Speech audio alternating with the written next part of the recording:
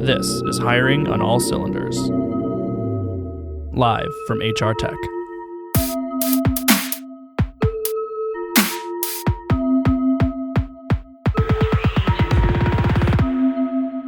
All right, HR pals, another wild and fiery edition of Hiring on All Cylinders coming at you live from our cozy booth tucked just outside Starbucks at the registration desk. I am joined by Pat Ross he's the Deputy Director of Membership over at Team Rubicon. Pat, thanks so much for joining me. Yeah, thank you for the opportunity to share our story. So you have this session coming up tomorrow where you're going to have another opportunity to do that. It's called How Talent Technology Supports Agile Resource Deployment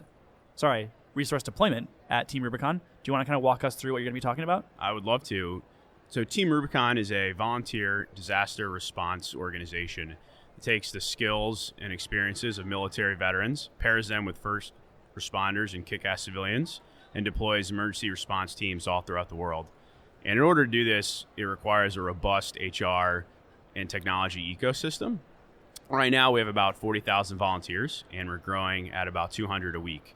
And what we do to surge volunteers to disaster zones is we have a very robust but simplified in-processing, orientation, and training pipeline, which gets kick-ass volunteers out to the field when we need them most. So that's like the theme of what we're going to be talking about during the session is how do we manage and facilitate and expedite and really accelerate and scale our ability to find individuals who want to deploy, who want to volunteer to deploy to disaster zones, get them ready to go, get them into the system, and get the right person with the right skills on location at the right time in the most efficient and effective manner possible. So we're going to share how we use technology to do that. So it's sort of a very fast-tracked version of source, recruit, hire, onboard, deploy. Yeah, I guess. So I'm not an HR professional. Me neither. I just run the system, but basically we do cover the full cycle of what traditionally would be called HR recruiting. So we literally find them in the rest of the world, we get them into the system, and then we get them out to the field and give them the opportunity to help people on their worst day. So what are some of the tools you use to enable you to do all this? The bedrock of our technology ecosystem is Cornerstone On Demand. It is our volunteer database of record. And right now we have about 40,000 users in it. And the Cornerstone platform allows us to do in-processing, allows us to do performance, allows us to do learning management, administration, as well as some online and in-person training opportunities. And it really holds the record for the individual volunteer so that when it's go time, when it's an individual's time to deploy, and they're saying, send me, I'm ready, we can jump into the system, find them, contact them, and get them out to the field in a very streamlined and efficient process. In the past, this was done using just painful methods like Excel sheets, phone calls, other social media platforms, and it was just very inefficient and it wasn't scaling.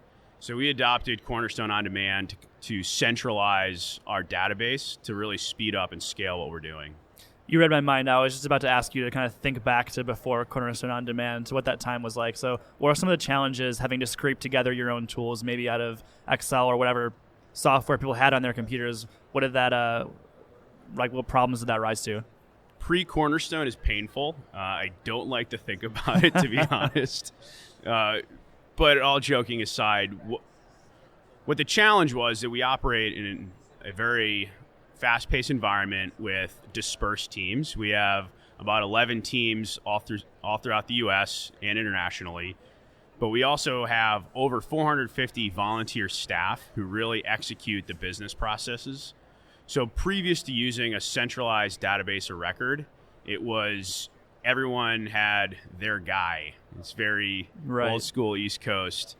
And it's just not the most effective way to deliver aid in the midst of a disaster. So then Team Rubicon faces some pretty unique challenges in terms of just the nature of your work, right? You have to have a very, very fast response time. You respond to natural disasters immediately. So to some of the companies that maybe don't have those sort of like alarms are ringing type of situations, what can they learn from your experiences and your processes? I hope they can learn that it's really about investing in people first. And we try to be on the proactive side of our human capital management. So we have this database of 40,000 people who've raised their hand and said, hey, I'm committed to helping other people.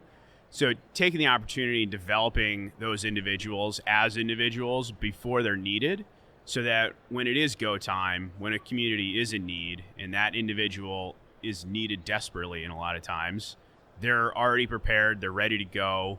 We've stripped out the administration or the administrative processes from a reactive mode to a proactive mode. So if you'd imagine you're an emergency room physician and you're like, you know what, I have the time to do volunteer work. Let me join Team Rubicon. I'll get in the queue. I'll get all my administrative requirements done. I'll do some baseline organizational training with them.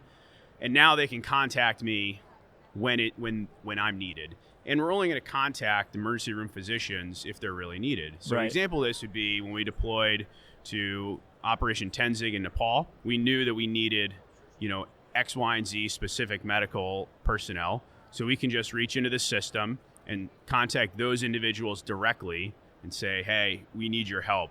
Are you willing to deploy?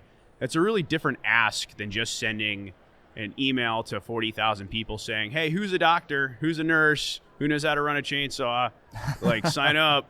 We need you. So it flips it and it does it proactively, which really allows us to grow our capability and our capacity.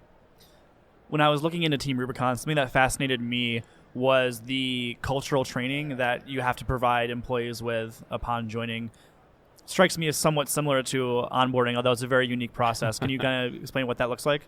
Yeah, we call it orientation because our viewpoint is that once you join the team, once you sign up, you're on the team, and we just want to get you facing the right direction, ready to go. So most of it's done online, and it's baseline organizational training, which really revolves around our cultural principles, how we operate in the field, and a concept of safety.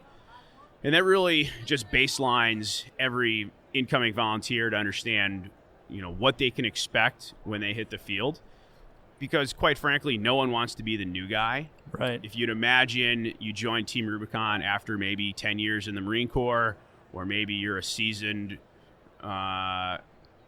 first responder, or you're a medical professional, you're not new, right? You've been doing this for a while. So what we need to do is just get everybody wearing the same shirt, facing the same direction, thinking, understanding our concepts. And that's really what it's designed to do. The session is called How Talent Technology Supports Agile Resource Deployment at Team Rubicon. It sounds like you kind of have accidentally streamlined a ton of these really intense processes that HR teams have traditionally struggled with. So we're looking forward to that session. It's today at 3:30. Don't miss it. Pat, Ross, thanks so much for joining me. Yeah, thank you for the opportunity to share. Absolutely.